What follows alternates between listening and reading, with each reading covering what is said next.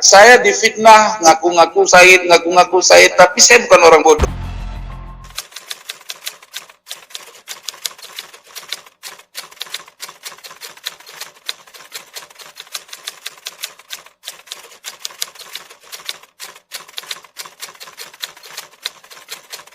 Salam sama Habib Ahmad, ya kan, Habib Ahmad bin Muhammad Al-Attas, Habib Ahmad Adan.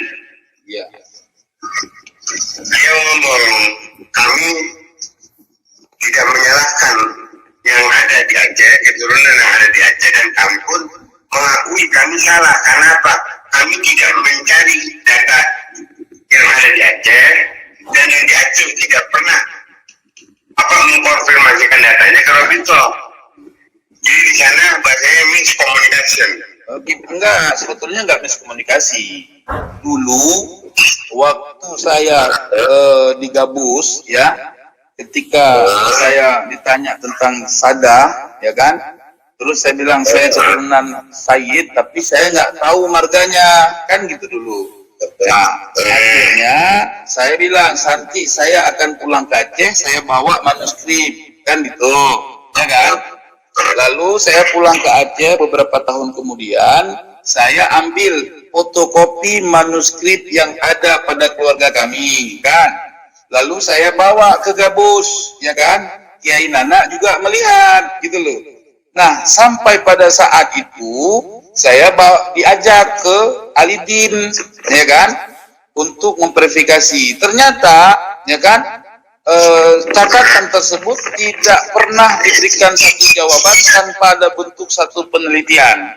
Lalu pada masa ketika Habib Mustafa bin Sahab masih hidup, saya diajak ketemu ke Alidin Zainal Abidin Assegaf, ya, NA, ya. Habib Mustafa Burgan. Iya, Mustafa Burgan, benar. Nah, setelah ketemu sama Ali Zainal Abidin Assegaf, ya, beliau mengatakan nasab ente majhul, kata dia. Saya jawab, bagaimana engkau menyatakan nasab saya majhul tanpa engkau teliti? Iya, karena nasab kamu tidak ada dalam catatan buku nasab kami. Oke, itu hak antum.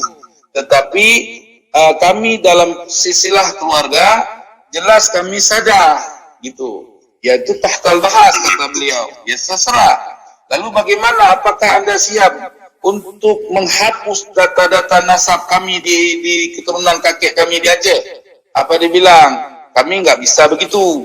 Terus bagaimana status saya? Kalau Anda Said, ya sudah jalanin ke Saidan antum. Yang penting jangan jual nama-nama nasab. Oke, siap. Sebatas itu. Nah, artinya di perkembangan di masyarakat, saya difitnah, ngaku-ngaku Said, tapi saya bukan orang bodoh. Setiap orang bilang begitu, saya tanya, aku tahu semua nasab-nasab Alawi. Cuman saya nggak berani pada saat itu mengungkapkan sebenar-benarnya. Dari dulu saya bilang, Alawi satu masa nanti akan meledak. Perhatikan saja. Itu boleh tanya sama Ustadz Najan. Jauh sebelumnya saya sudah sampaikan sama dia. Gitu. Jadi persoalan ini sebetulnya, ya, jangan dipahami dengan cara yang tidak bijaksana, gitu. Kalau kita sebetulnya juriat Rasul dan punya data, ayolah kita diskusi dengan bijaksana, dengan saling membawa makalah-makalah ahli nasab, kita kaji bareng-bareng kitab-kitab nasab. Apabila memang benar secara kaidah nasab Ba'alawi tidak ada, ya terima legowo, gitu. Kemarin kan daripada si debat yang ada di Banten kemarin, kan sudah jelas bahwasannya tidak terkonfirmasi, bukan berarti tidak ada orangnya. Itu kan jawaban dari saya, kan nggak dikasih kesempatan, dipotong. Saya sendiri ngelawan diskusi berapa banyak orang. Sekarang gini, tidak terkonfirmasi, artinya tidak menyebutkan nama, bukan berarti tidak ada. Begitu kan bahasanya, kan? Oke. Pada saat saya menjawab, tidak disebutkan, selama tidak ada kebenaran dari apa yang disebutkan, itu namanya majhul. Kata saya, oh nggak bisa begitu, dibantah. Sehingga kata-kata tersebut di dalam rekaman itu nggak ada. Jadi itu terkesan rekaman dipotong-potong gitu. Makanya pada saat diskusi di Banten itu sebenarnya di situ tidak ada kalah menang, karena itu bukan diskusi tetapi debat kusir akhirnya. Maka saya minta kepada mereka di akhir, oke, pribadi cuma hanya duduk ngobrol sambil ngopi. Ya, itu lebih condong ke situ, ya. Kalaupun saya bilang debat kusir itu asumsi saya, tapi kalau asumsi antum sebatas debat sambil ngopi, oke, nggak masalah, no problem itu, ya kan? Nah, Imat ini hadir, kemungkinan besar kalau Ki Imat hadir, ya kan? Kalau Ki Imat hadir nih, maaf ya, Ki Imat hadir, teman-teman lain yang ahli ilmu semua yang ada dalam catatan kami hadir, hari itu juga sudah rungkat kalian. Tetapi Kiai Imat nggak mau hadir dikarenakan tidak ada satupun perwakilan Rabithah yang mampu menyatakan satu pernyataan kalau kami salah, kalau kami lemah dalam data, maka kami siap gulung tikar daripada ngaku sebagai sadah Rasul. Itu pernyataan itu yang kami perlukan sebetulnya. Namun karena tidak ada satupun perwakilan dari Rabithah, maka Kiai Imat nggak mau datang. Tapi 6 bulan ke depan saya akan memaksa Kiai Imat berserta saya dan beberapa banyak orang lain untuk diskusi di Rabithah. Menurut antum, Ya. antum bawa semua. Gimana? Iya, antum bawa semua orang yang menurut antum ahli kitab, ahli nasab, ahli sorok, semua antum bawa. Oke, ya siap. Ntar kita hadirkan semua. Justru jujur, apabila antum bilang para Balawi ini bakal rungkat, anda siap pulang ke Yaman. Alhamdulillah, mantap, mantap. Ini dong. Iya, mantap. Ya, dan apa konsekuensinya apabila antum yang kalah dalam Ya, konsekuensi kami kan sudah jelas. Apabila kami dalam istilah diskusi ilmiah data kami lemah dan tidak terverifikasi kebenaran dari data kami, pertama, saya secara pribadi dan saya akan mengajak Kiai Imat untuk islah dan syahadat atas tuduhan itu. Asyhadu an la ilaha illallah wa asyhadu anna Muhammadar Rasulullah. Satu. Kedua, kami sebentar. Kedua, kami akan mengadakan kenduri, kalau bahasa Aceh itu kenduri atau kesyukuran besar untuk minta maaf ya kepada semua habaib yang ada di seluruh dunia, bahkan secara terbuka, walaupun mereka nggak hadir, khususnya yang hadir bahkan yang tidak hadir disiarkan secara media. Artinya itu posisinya dalam syariat disebut dengan ta'zir. Dan kami tidak pernah berharap perjanjian kalian harus pulang ke Yaman, nggak ada. Artinya yang kami tuntut itu adalah kalian stop mengaku sebagai zuriat Nabi. Nggak ada. itu ada kalimat apabila Balawi tahun 2035 akan rungkat kembali ke Yaman. Ya. Oke, itu kan saya jawab. Segini bang. Itu kan statement saya pribadi atas analisa saya, ya nggak? Ya, jangan di-framing kepada hal-hal yang negatif. Di situ di akhirnya kan saya ngomong itu akan terjadi apabila Ba'alawi Rabithah tidak mau berdiskusi, ya. Tapi di akhir, Kenapa ketika Kimat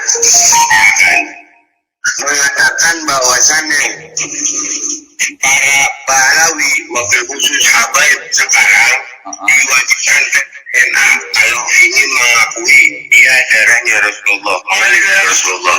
Karena begini, Anda mau menanyakan sama antum, apabila kita makin mahal karena apa hukum itu terbagi 3, ada hukum akli, ada hukum syar'i, ada hukum adi. iya. Akta itu ilmu hukum, bukan akal dihukumin. Iya, betul. Terus yang jadi persoalan dengan tes DNA itu apa? Sekarang kalimat tes DNA, yang namanya tes DNA ini kan mengambil sampel darah. Oh, nggak mesti sampel darah. Nggak mesti. Itu kan makanya kita nggak usah berbicara soal DNA. Gini, Tuan. Kita tidak perlu membicarakan soal DNA. Aku nggak paham DNA. Engkau pun tak paham soal DNA. Kan mengatakan harus tes DNA. Ya, itu tuntut aja sama yang menuntut. Saya kan nggak menuntut tes DNA. Saya menuntut uji nasab. Betul nggak? Betul nggak, Tuan?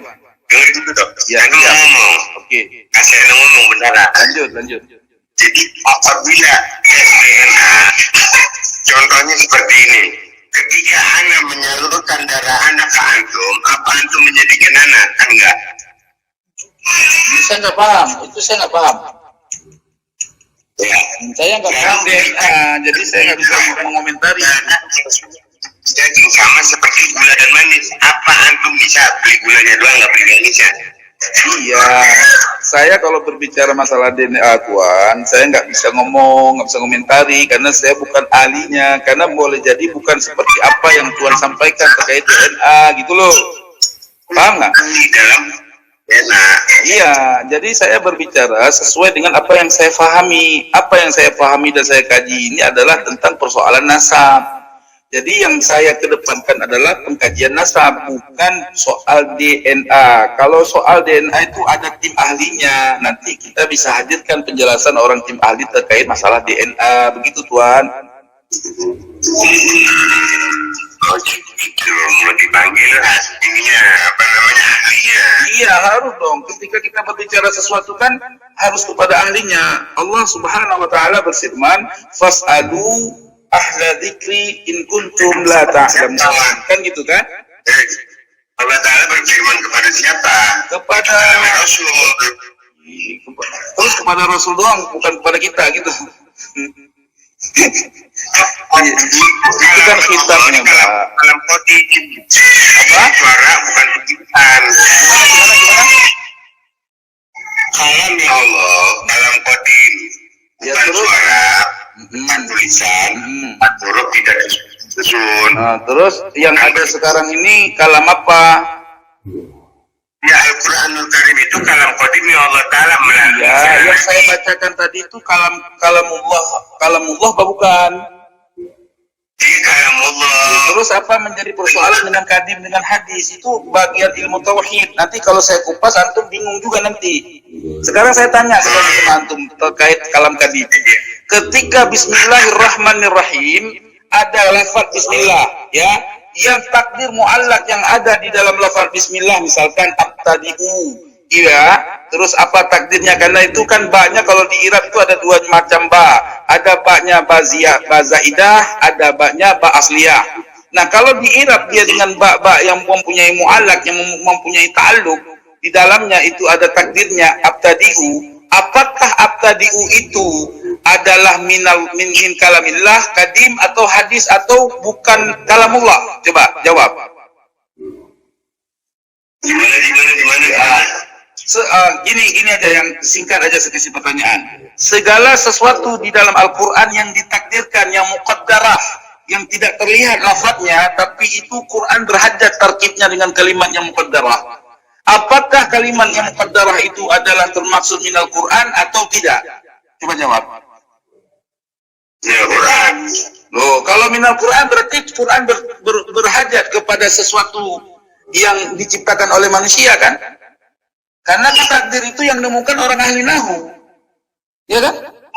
Berarti Quran itu butuh kepada takdir itu kan? Nah, kalau begitu Quran itu tidak terjadi taraf. Gimana bicara Quran itu bagi Rasul. Iya, antum berbicara ke baginda Rasul. Ketika saya tanya, ketika Iqra bismi rabbikal ladzi khalaq, itu kayak batu turun kepada Nabi berhuruf berbunyi bersuara enggak? Kalau Nabi bersuara.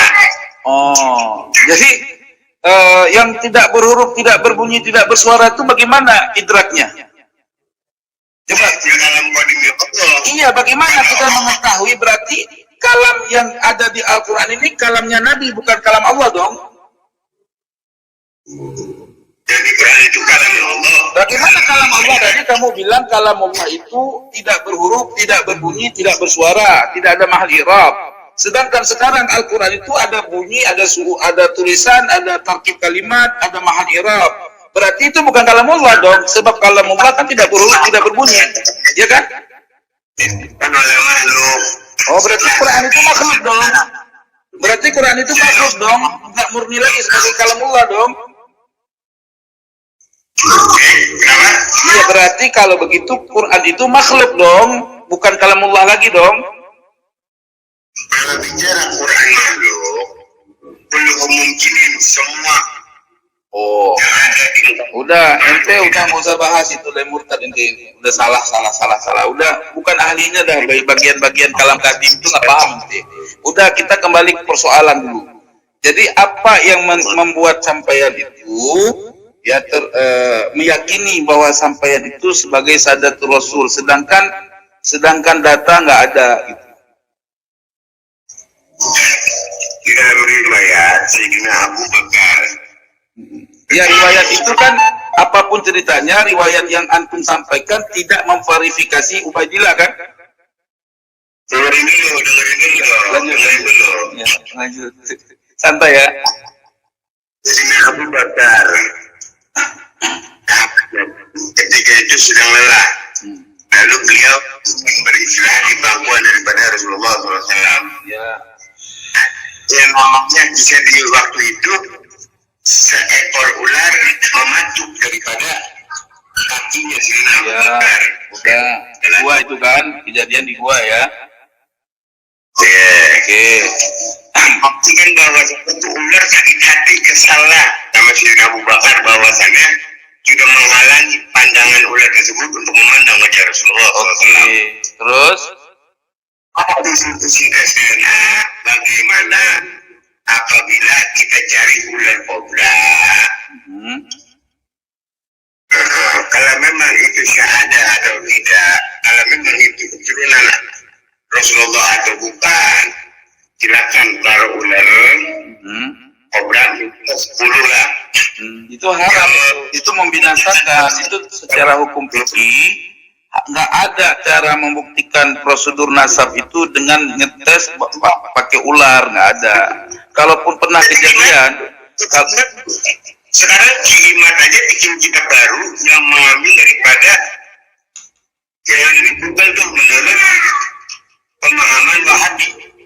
oh jangan begitu sampean. Justru sampean itu pemahaman Khawarij. Kalau udah begitu gampang menuduh orang lain, gitu salah. Jangan begitu. Jangan Anda terobsesi bahwa setiap karya orang itu dia menyontek dari karya orang lain. Itu salah. Anda sudah berburuk sangka. Di situ adalah letak bahwa Anda ini diragukan kesadaran sampean. Keturunan seorang Rasulullah, tar dulu. Keturunan sebagai keturunan dari zuriat Rasulullah itu ternafi akhlak buruk, husnuzon yang ada di dalam hati mereka. Tidak ada suudzon, nggak ada. Jadi berbaik sangka aja. Saya aja nih selalu berbaik sangka. Tapi kami sedang berfaham bahwa kalian itu tidak ada di jalur nasab secara ilmiah. Jadi nggak bisa husnudzon, nggak bisa suudzon standar gitu. Daripada mahal-mahal tes DNA, mendingan ular kobra aja. Kalau memang dicari. Ya sudah, kalau memang ular kobra, ya ente ambil ular kobra, ente tes, kita ke hutan. Ya ente aja yang tes, dipatok nggak sama kobra kan gitu. Kalau nggak dipatok, ente ngaku saya juga. Sekarang ente juga aneh nggak punya dobet itu, dan aneh tidak pernah mengklaim secara hakiki bahwa aneh sadatul rasul, nggak pernah. Aneh hanya menyampaikan bahwa saya punya sanad zuriyah, ya, daripada keturunan Said Ahmad Al-Qusyasi. Terlepas orang mengakui ataupun tidak, bagi kami tidak penting. Dengarin dulu. Bagi kami tidak penting sanad nasab. Yang kami pentingkan adalah ilmu dan amal yang saleh untuk menjadi orang yang takwa. Begitu, Tuan. Enggak kayak sampean teriak-teriak di ceramah di dalam darah kami mengalir darah Rasul, gitu kan? Kalian pernah ceramah juga, gua dengar dulu di Gabus, ya kan? Ceramah bahwa ketika Nabiullah Isra Mi'raj, kami hadir ketika mereka Nabi Isra Mi'raj, kan gitu kan? Dengan alasan bahwa kami adalah subinya Rasulullah, kan gitu kan? Itu bagaimana tuh nasnya? Kalian Nabi Isra Mi'raj tuh Sayyidah Fatimah udah lahir. Berarti kau udah pisah sama sulbi Nabi kan? Dan kalian pun tidak terverifikasi sebagai cucu Nabi. Jari-jari jemarinya ketika menyusui Sayyidina Hasan dan Husain. Oh iya benar, kalau Sayyidina Hasan wal Husain ya memang cucunya Rasul. Sampean ini dari mana jadi cucunya Rasul? Sayyidatina Fatimah al-Batul wal-Batul ini tidak bisa. Sayyidah Fatimah itu anaknya Nabi, udah jelas itu, nggak ada khilaf, itu ijma itu. Yang masalahnya sampean ini keturunan Ba'alawi ini dari siapa nyambung ke Rasul, gitu loh. Ubaidillah itu tidak terverifikasi dari kitab-kitab yang dekat dengan zaman Nabi, gitu loh. Iya, ini kayak santai saya.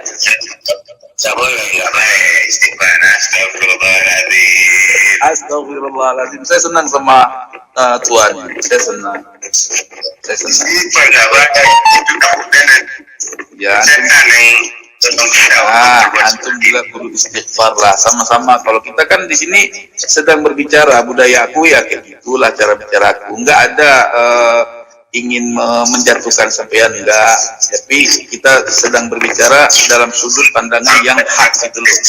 Sangat menyayangkan dengan kehadiran antum ada di pihak imam, demi Allah sangat menyayangkan. Ya nggak apa-apa. Kenapa? Antum baik kemana berarti sudah sayang amanah, syukran kasiran atas mahabbah antum, atas kasih sayang antum kepada ana sebagai orang tua, ya kan? Alhamdulillah, syukur kasiran. Tapi ingat, ana ya. Jadi ana terus terang aja, ana tidak akan berhenti untuk memperkuat guna jelasnya nasab Ba'alawi apapun ceritanya, agar kemudian hari nanti bila nasab Ba'alawi ini sahih, maka sampai hari zaman ini berakhir tentang penelitian nasab Ba'alawi, gitu loh. Begitu juga ketika Ba'alawi ini selesai nasabnya tidaklah sahih, bahkan magdud, maka sampai zaman inilah terputusnya informasi bahwa Sadah Ba'alawi itu bukan keturunan daripada Ashraf, gitu loh. Artinya saya ingin terus mengungkap hal ini supaya menjadi terang benderang bagaikan cahaya matahari di siang hari. Begitu Tuhan. Begitu, terang benderang berarti. Iya. Biar silau lah, ya kan? Jadi ngomong-ngomong, tinggal di mana sekarang, antum? Karena tinggal di tempat secukupnya. Oh, alhamdulillah. Biasa kalau tempat secukupnya dua kali dua. Ya. Tempat secukupnya cukup buat tiduran, cukup buat larian, cukup buat jalan-jalan. Kalau buat lari-larian kan bukan tempat tinggal, namanya kebun. Kalau yang tempat tinggal kan rumah. Yang saya tanya itu posisinya di mana? Apa masih di daerah Bekasi? Apa di daerah Jakarta? Apa di daerah Cianjur gitu? Di mana posisinya? Tinggal di daerah Bekasi. Alhamdulillah. Sebelah mana Bekasinya? Kamu nanya? Gimana ceritanya? Tadi bilang orang suruh istighfar, ya kan? Nggak usah marah-marah, nggak usah ngenyek. Sekarang sampean sendiri yang nabrak, gimana sih? Enggak, kan antum nanya, kan anak nggak mau kita ini, ya membuat senyum seseorang itu ibadah. Iya. Jadi ngomong-ngomong, di situ udah ajar maghrib belum? Bentar lagi maghrib. Kalau di saya ada azan maghrib. Jadi kalau di antum udah maghrib, antum nggak usah masih campur udara ya. Masih ya. Ngopi-ngopi lah di sini kita bahas secara baik-baik ilmiah biar saya juga dapat hidayah kalau memang antum benar ya kan. Anda selalu mendoakan antum ya kan. Iya, jadi kalau memang nanti kebenaran itu benar terungkap di otak saya, maka saya orang pertama yang akan menentang Kiai Imad. Tapi ingat, kalau tidak terungkap saya akan bela Kiai Imad sampai titik darah penghabisan. Begitu Tuan. Wah, Jahir dan Imad. Ya, panggillah orang dengan nama yang santun walaupun berbeda hari ini pandangannya dengan kita. Yang penting kita belajarlah berusaha bijaksana dalam segala sesuatu. Demikian yang mungkin dapat kita bicarakan wahai Tuan di sore hari ini. Insya Allah kita akan selalu dalam rahmat Allah dan selalu dalam kasih sayang baginda Nabi Yaumul Qiyamah. Amin ya rabbal alamin. Saya undur diri dulu, nanti kita lanjutkan. Silakan disimpan nomor saya. Kalau ada waktu kita bisa berkalam-kalam kembali. Wallahu muwaffiq ila aqwamit thariq. Al-'afwu minkum. Wassalamualaikum warahmatullahi wabarakatuh.